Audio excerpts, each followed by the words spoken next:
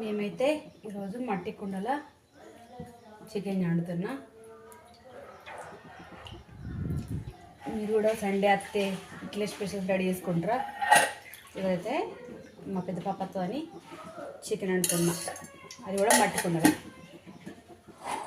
ఇది వండాలంటే మస్తు ప్రాసెస్ అవుతుంది, ఈ వేడి కావడానికే టైం పడుతుంది.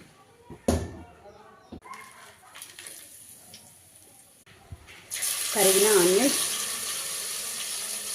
మీరు ఇందులో కట్ చేసుకుంటాం. ఆనియన్స్ ఫ్రై అయిపోయినాయి.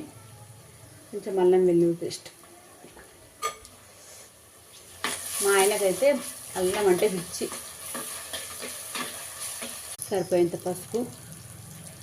చికెన్లో అయితే కంపల్సరీ జీలకర్ర వేసుకోవాలి. ఇట్లా నలిపి ఇట్లా వేసుకోవాలి, ఎందుకంటే పిల్లలు డైజెషన్ మంచిగా అవుతుంది. చికెన్ అయితే ఫ్రెష్గా కడుక్కున్న చికెన్ వేసుకుందాం.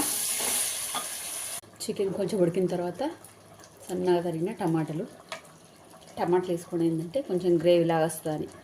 కర్రీ మంచిగా ఉడికిన తర్వాత కారం,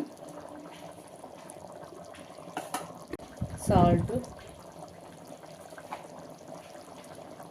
వేసిన తర్వాత కాసేపు అయిపోయిన తర్వాత ఒక 5 నిమిషాలు మూత పెట్టుకుందాం. తర్వాత మూత తీసి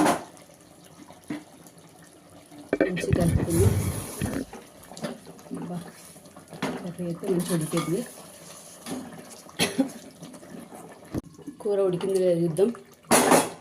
కర్రీ అయితే మంచిగా ఉడికింది. ఇందులో కొంచెం కడిగి పెట్టుకున్న కొత్తిమీరాకు వేసుకొని మంచిగా కలుపుకోవాలి. ఇదైతే కొంచెం మసాలా, గరం మసాలా. ఇప్పుడైతే చికెన్ కూర రెడీ. యమ్మీ యమ్మీ వేడి వేడి కుండ చికెన్ రెడీ. ఓకేనా ఫ్రెండ్స్, మీరు కూడా తిన్నుర్రి. Okay friends, bye.